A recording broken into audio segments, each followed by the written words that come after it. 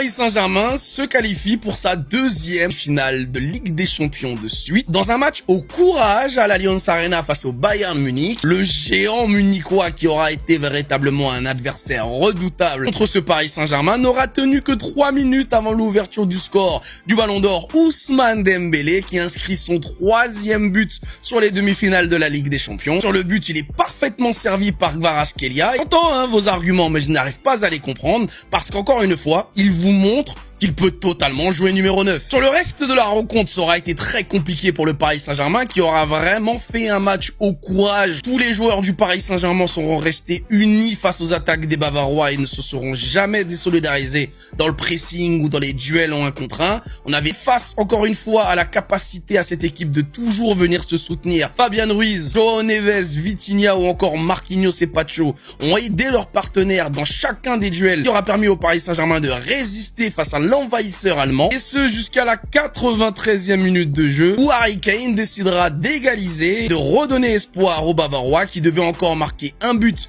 pour espérer remporter le match et emmener le Paris Saint-Germain en prolongation. Mais l'équipe de Luis Enrique a aujourd'hui un mental à toute épreuve. Rien de ce qui se passe pendant le match ne peut déstabiliser cette équipe. Chaque fois qu'on va dans le dernier carré, chaque fois qu'on avance, chaque fois qu'on a des grosses victoires, mis à part cette année contre Chelsea et Liverpool, on était vraiment en maîtrise. Le PSG de Luis Enrique aura toujours prouvé qu'on arrive à avancer dans la difficulté. Cette équipe, aujourd'hui, elle est capable de résister, de refuser, même quand le destin va contre nous. Même quand ça s'enchaîne et que tu te dis qu'à un moment donné, ça va craquer, cette équipe ne craque plus. Et au bout du suspense, donc, grâce à son match nul, un but partout, le Paris Saint-Germain va donc se qualifier pour sa 2e finale de Ligue des Champions de suite. La 3e dans la carrière de Luis Enrique, la 3e dans l'histoire du Paris Saint-Germain. Mais surtout, cette qualification prouve que la Ligue des Champions gagnée par le Paris Saint-Germain l'année dernière était dû à tout, sauf du hasard. Luis Enrique a véritablement changé cette équipe, que ce soit mentalement, techniquement ou tactiquement. Il y a quelques années, des supporters du Paris Saint-Germain expliquaient qu'ils me détestaient parce que j'avais des avis catastrophiques en expliquant que sans Neymar, Mbappé et Messi, cette équipe aura la meilleure destinée de son histoire. Et après avoir remporté la Ligue des Champions, l'équipe est plus que jamais en lice pour un back-to-back historique, ce qui serait complètement fou de réussir à le faire dans le monde du football. On peut donc constater que les fameux avis catastrophiques que je disais il y a 3 ans sont aujourd'hui sûrement ce qui a finalement sauvé ce club. Luis Enrique a changé ma vie. Avant le match face au Bayern Munich, Luis Enrique a expliqué devant la stupéfaction des médias qui étaient présents lors de la conférence de presse que le Paris Saint-Germain allait se déplacer à l'Allianz Arena pour remporter le match face au Bayern Munich. À ce moment-là, la plupart des médias s'accordaient à dire que le Bayern Munich allait exploser le Paris Saint-Germain sur ce match retour. Le fait que le Paris Saint-Germain en ait pris 4 à domicile face à un Bayern qui cette fois-ci allait jouer à domicile, ça présageait tout simplement un véritable carnage, d'autant plus que le PSG devait jouer le match sans Achraf Hakimi et avec Warren Zaïre-Emery en latéral droit qui allait défendre sur le terrible Luis Diaz. Eh bien, le Paris Saint-Germain était à 2 minutes finalement de réussir à s'imposer face au Bayern à l'Allianz Arena. Harry Kane est venu gâcher la fête en toute fin de match, mais Luis Enrique était vraiment pas loin de réussir son pari. Ce qui veut donc dire que Luis Enrique a quasiment failli remporter tous ses matchs aller-retour cette saison en Ligue des Champions. Victoire face à Monaco, puis match nul au match retour, 2 victoires contre Chelsea, puis 2 victoires contre Liverpool et enfin victoire au match aller contre le Bayern et match nul au retour. Le coach espagnol du Paris Saint-Germain en a profité lors de la conférence de presse d'après-match face au Bayern pour rappeler ce qui s'était passé en début de saison auprès des journalistes. Lorsque ces derniers n'étaient pas contents lorsque le PSG s'était incliné face au Bayern à domicile, Luis Enrique avait alors expliqué qu'il n'y avait aucune équipe qui était meilleure que son Paris Saint-Germain. Vous vous rappelez ce que je vous dis après la phase de groupe? Vous vous rappelez ou pas? Je ne veux aucune équipe meilleure que nous. Je l'ai dit, quand tout le monde critiquait, tout le monde a dit que l'équipe, le Paris Saint-Germain, rien. Je ne me ratais pas. La presse n'était une fois encore pas d'accord avec lui, eh bien il a encore une fois prouvé en éliminant l'équipe qu'il l'a battu en phase de poule de saison régulière. Un titre, ça se gagne en fin de saison et non pas en début de cette dernière. Par le foot, j'ai quasiment tout le temps raison, mais parfois ça m'arrive d'avoir tort. Et chaque fois que j'ai tort, eh bien je le reconnais. Je vous ai saoulé avec l'état physique de Fabian Ruiz avant le match face au Bayern Munich. J'arrêtais pas de vous dire qu'il n'était absolument pas prêt à tenir la cadence et l'intensité que va imposer le milieu de terrain du Bayern Munich à l'Allianz Arena. Eh bien fort est de constater que Fabian Ruiz, une fois n'est pas coutume, m'a fait fermer ma gueule. Parce que si c'est vrai, il n'a pas forcément pesé offensivement, bien qu'il soit totalement protagoniste sur le but que mettra le Paris Saint-Germain, puisque c'est avec lui que Kvaratskhelia va faire le 1-2 qui va lui permettre de faire la passe décisive derrière sur Ousmane Dembélé. Il aura surtout notamment aidé Nuno Mendes à quadriller comme il le pouvait Michael Olise et ses percées fulgurantes vers la surface de réparation du Paris Saint-Germain. Et il aura été assez juste dans ses sorties de balles et aidant également le Paris Saint-Germain à aérer le milieu de terrain. Parce que si c'est vrai, Vitinha a été quasiment inexistant pendant 75 minutes et João Neves était beaucoup trop occupé à se bagarrer de l'autre côté du terrain, eh bien Fabian nous aura fait un match qu'on appelle de vieux briscard. Il aura obtenu des fautes, permis au Paris Saint-Germain de souffler où Michael Olise aura été le joueur le moins bien noté du match, ce qui montre encore une fois l'influence exceptionnelle qu'a eu Fabian Ruiz lors de cette demi-finale. J'étais convaincu qu'il allait être le maillon faible du Paris Saint-Germain sur ce match. Eh bien, une fois de plus, Fabian m'aura fait comprendre que je connais rien à ce sport. Ousmane Ballon d'Or, et Ousmane Ballon d'Or. Il y en a qui chantent cette chanson, mais vous allez voir qu'ils sont pas avec nous. Et je vais vous expliquer pourquoi. Ousmane Dembélé a encore une fois été décisif dans une demi-finale de Ligue des Champions à l'extérieur. Pour le Paris Saint-Germain, il l'avait déjà été la saison dernière à l'Emirates Stadium face à Arsenal, où il avait été le seul buteur du match. Et il nous aura gratifié hier soir à l'Allianz Arena d'exactement la même célébration. Encore une fois donc à l'extérieur dans une demi-finale, le Paris Saint-Germain a éteint toute velléité de ses adversaires parce qu'Ousmane Dembélé est là pour répondre à l'intensité proposé. Avec le Paris Saint-Germain, à chaque fois que c'est chaud au quartier, Ousmane Dembélé répond toujours présent. Ce qui fait qu'une fois de plus, avec cette campagne de Ligue des Champions, il est tout simplement exceptionnel. Ousmane Dembélé est candidat à sa propre succession au Ballon d'Or. Le problème, et vous le savez, c'est que nous sommes dans une année de Coupe du Monde. Cela veut donc dire qu'actuellement, et malgré ses performances, eh bien le Ballon d'Or d'Ousmane Dembélé n'est pas entre ses mains, il est entre celles de Didier Deschamps. Parce que comme tout va se jouer à la Coupe du Monde, le back-to-back d'Ousmane Dembélé au Ballon d'Or va donc dépendre de la capacité que va avoir Didier Deschamps à capitaliser sur la force d'Ousmane Dembélé, c'est-à-dire à le mettre numéro 9 dans l'axe. Aujourd'hui, Ousmane Dembélé n'est plus un ailier, ce n'est plus un joueur comme il était avant. D'ailleurs, ce n'est pas anodin, lorsque Didier Deschamps l'a mis à droite, bien Ousmane Dembélé s'est reblessé parce qu'il n'arrive plus à faire les efforts sur le côté droit. C'est devenu un joueur intelligent, létal, qui sait comment capitaliser chaque ballon qu'on lui donne dans l'axe. Ousmane Dembélé a longtemps joué à droite, mais aujourd'hui, il prouve match après match que son meilleur poste, c'est dans l'axe. Et donc, si Didier Deschamps veut améliorer les chances de l'équipe de France de voir remporter la Coupe du Monde, mais surtout de voir Ousmane Dembélé réellement remporter le Ballon d'Or,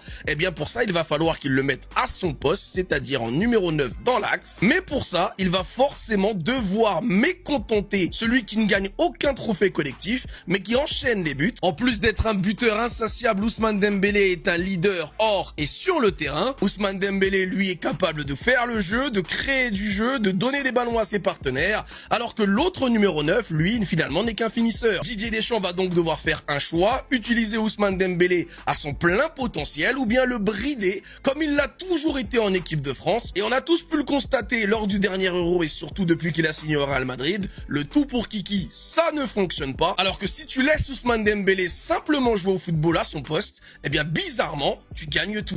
Pourquoi l'arbitre n'a sifflé aucune des deux mains du Paris Saint-Germain face au Bayern Munich lors de la demi-finale de la Ligue des Champions? Eh bien, on va commencer par la moins scandaleuse des deux, celle de Nuno Mendes. Le latéral portugais était déjà averti d'un carton jaune, et si l'arbitre avait sifflé faute pour le Bayern en sifflant cette main, il aurait logiquement dû être exclu du match. Le problème, c'est que la main de Nuno Mendes n'a pas pu être comptabilisée par l'arbitre, car juste avant que le ballon ne rentre en contact avec le bras du portugais, eh bien Laimer, le joueur du Bayern Munich, a touché le ballon de la main. Ce qui veut donc dire qu'il y a eu faute pour le Paris Saint-Germain sur cette main de Laimer. La main de Nuno Mendes est donc tout simplement annulée. Il n'y a donc absolument aucun scandale, si ce n'est peut-être qu'avec cette action plus la grosse faute qu'il fera sur Kvaratskhelia derrière, eh bien Laimer a réussi à terminer le match sans prendre de carton jaune. Sur la seconde main, il y a plus d'interprétation puisqu'elle est dans la surface de réparation et que le était d'ailleurs salué par l'ensemble de l'arbitrage mondial. Une fois, si vous avez décidé de ne pas être d'accord, ça veut dire que vous allez contre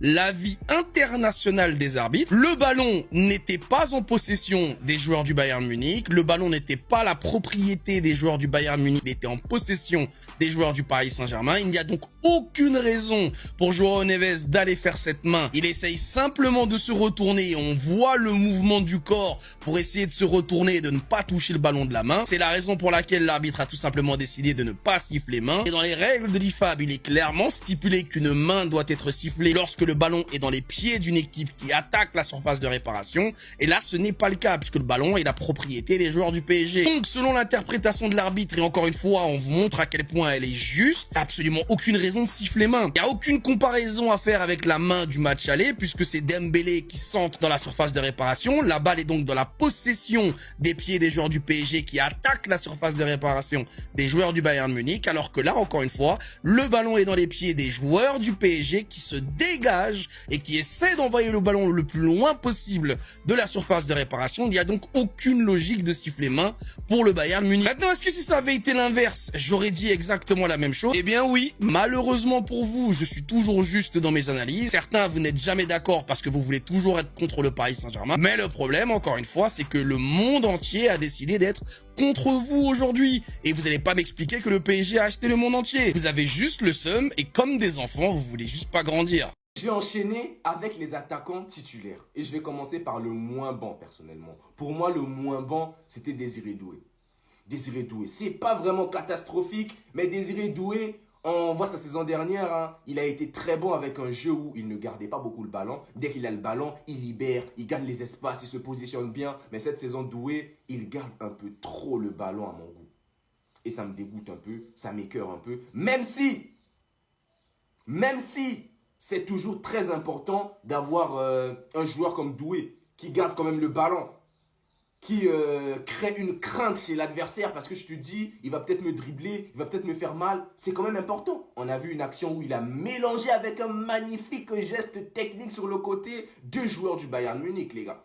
Et ce genre de joueurs, je le répète, ils sont toujours importants. Même si des fois, ça casse un peu les burnes, parce que c'est pas Neymar, on va se dire la vérité. Mais quand même, Doué, c'est important. Mais il doit bien travailler ça, améliorer ses gestes. Et peut-être qu'il va me faire rêver, peut-être que je vais souhaiter qu'il le fasse tout le temps. Mais sinon, Doué lâche un peu souvent le ballon et ça fera très plaisir. Donc enfin, on va enchaîner avec Kvaratskhelia. Mais quelle saison Kvaratskhelia il fait? Il est tout simplement monstrueux, le Géorgien. Le pire, ce qui me fait mal, c'est qu'il ne jouera pas la Coupe du Monde. Sinon, Kvaratskhelia, il fait une saison ballon d'oresque, les gars. Ballon d'oresque. Mais sinon, c'est à féliciter. Le Paris Saint-Germain, c'est un groupe. Le Paris Saint-Germain, c'est une équipe. Lorsqu'on lit la définition d'équipe dans le dictionnaire, bah c'est ça. On ne joue pas pour les individualités. On joue pour le collectif. On défend en collectif. On attaque en collectif. Tout se fait en collectif et c'est beau. C'est cette attitude-là qui fait gagner des titres. Et ça, on l'a vu. Et enfin, monsieur Ousmane Dembélé, les gars. Non, le Ballon d'Or. Le Ballon d'Or, décisif dans les grands rendez-vous. En tout cas, si ce critère-là, il est appliqué, on l'a vu il y a quelques mois, non, le prochain Ballon d'Or, on aura un nouveau critère décisif dans les grands matchs. Bah, le back-to-back aussi pour le Ballon d'Or. Décisif dans les grands matchs. Là, on est dans un match où on n'a qu'un seul but d'avance. Il faut marquer en premier. Qui est là pour te la mettre au fond? Monsieur Ousmane Dembélé. Frappe puissante, Manuel Neuer, il est scotché comme ça. Neuer, il est scotché, il ne peut pas la prendre. Il ne peut pas la chercher, la frappe puissante d'un Ballon d'Or qui célèbre comme ça. Fermez-la, vous ne me connaissez pas. Vous ne me connaissez pas en route vers le back-to-back. En route vers le back-to-back. Et après, je vais conclure avec les entrants. Il n'y a rien à dire sur les entrants. Ils arrivent dans un match où les titulaires ont beaucoup donné. Eux, ils arrivent, ils doivent garder la même attitude et ils ont géré. L'entrée de Lucas Hernandez, une belle entrée. Il sait ce qu'il vient faire, il vient solidifier, il le fait bien. L'entrée de Barcola, il gère en tout cas tous les entrants. Il n'y a rien à dire, c'est géré, c'est carré. Maintenant, il faut se reposer, il faut profiter, il faut confirmer en Ligue 1. Même si il faut beaucoup de repos, j'espère en Ligue 1, on fait tourner et on gagne. Il faut aussi aller taper Lens. Il faut taper les Lensois. Ils doivent déjà comprendre que c'est fini. Ils ne peuvent plus prendre la Ligue 1. Et derrière, on va se concentrer sur Budapest. Budapest pour aller prendre la deuxième. Il faut taper Arsenal. Ça sera une autre équipe, un autre style de jeu. Luis Enrique va mettre en place d'autres tactiques, d'autres stratégies. En tout cas, j'ai hâte de voir ça. Luis Enrique, il me régale, les gars. Il me régale. Ensuite, je vais parler de mon gars Vitinha. Je ne vais pas beaucoup ratiociner sur lui parce que je vois déjà tout ce qui se dit. Non, Vitinha, il a été nul. Vitinha, il est pas bon. Il a été inexistant. Je vois tout ça. Mais les gars, vous regardez le foot avec vos quoi? Avec vos yeux ou avec vos popotins? Parce que pour une personne qui a regardé ce match, qui a vu l'impact de Vitinha, il a géré le marquage individuel. On est sur un back-to-back là. Hein. Il faut respecter le plan à la lettre de Luis Enrique. Et le plan, il a été clair. Il a clairement dit à Vitinha, toi, tu vas me gérer Kimmich. Là, on ne rigole pas. Pas besoin que tu fasses tes machins, magie, milieu de terrain. Là, tu me gères le marquage individuel. Il faut prendre Kimmich à la culotte. Et c'est ce qu'il a fait Vitinha. Il a géré Kimmich du début à la fin. Il était derrière lui. Il lui collait au cul. Vas-y. Il a fait son taf. Il a fait son taf, ça a marché, on est en finale, le reste on s'en bat les steaks. On sait que Vitinha il est fort, il n'y a rien à dire. Il n'y a rien à dire. D'ailleurs, le mec avec qui vous le comparez, il n'a jamais joué une finale de Ligue des Champions. Et là, Vitinha, il est sur sa deuxième finale. Et je vais enchaîner avec Fabian, les gars. Fabian, quel retour. Quel retour de blessure. Et il y a des gens qui ont fait croire que Fabian, il ne voulait pas finir la saison avec le PSG. Il se préparait pour sa Coupe du Monde. Mais quel match de zinzin pour ce mec qui veut que la Coupe du Monde, qui s'en bat les steaks du Paris Saint-Germain. Fabian, il fait un match de patron. J'ai vu Don Fabian là. Don Fabian. Et quand je me dis que pour la finale, Hakimi sera peut-être de retour entre Warren et Fabian, faudra qu'un soit sur le banc, ça me casse les burnes. Ça me casse les burnes, j'ai envie de chialer. Parce que les deux sont exceptionnels. Et le pire, c'est Warren. Il est bon latéral, il est bon milieu. Bah, le couteau suisse. Le couteau suisse parfait. Parfait pour une équipe comme le PSG. En tout cas, Fabian Ruiz, un match de géant. Surtout en début de match, hein, il a constaté que Mendes, il a pris jaune. C'est lui qui venait gérer Olysée. Dès que Olysée veut se retourner derrière la ligne médiane, il est sur lui.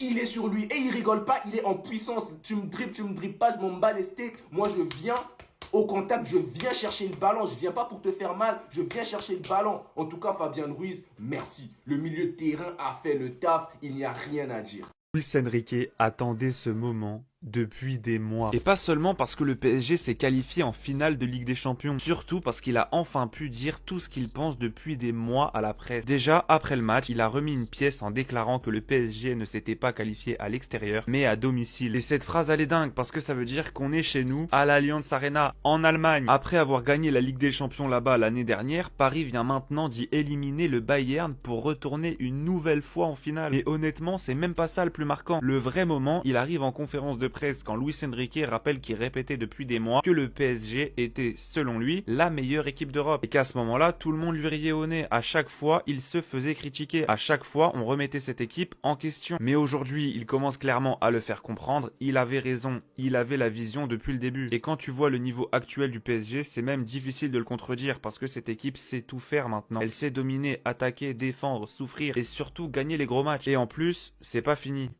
Le PSG vient de débloquer un nouveau mode. Parce que le PSG qui domine, qui garde le ballon, qui étouffe son adversaire et qui se crée énormément d'occasions, ça, on le connaît déjà. C'est même ce qui faisait la force principale de cette équipe depuis le début de la saison et même depuis que Luis Enrique est arrivé. Mais aujourd'hui, ils ont débloqué quelque chose de nouveau, quelque chose de fondamental. Le mode défense et honnêtement, c'est peut-être ça le plus impressionnant. Parce que face au Bayern, pendant de longs moments, Paris a dû subir. Et là où avant le PSG pouvait parfois paniquer dans ce genre de scénario, cette fois, non. Déjà, ça commence par un détail qui n'en est pas un, que beaucoup n'ont pas remarqué, le fait que Safonov dégageait systématiquement en tribune, dégageait systématiquement en touche. Le but dans tout ça, c'était de faire gagner du temps, casser le rythme du Bayern et surtout permettre au bloc parisien de se remettre parfaitement en place. Donc déjà tactiquement, c'était très fort, mais surtout derrière, les joueurs ont fait un travail énorme parce que défendre contre le Bayern comme ça aussi longtemps, avec cette pression constante, cette intensité, ce rythme, c'est extrêmement difficile et éprouvant. Et c'est là que tu comprends que le PSG a peut-être passé un cap énorme.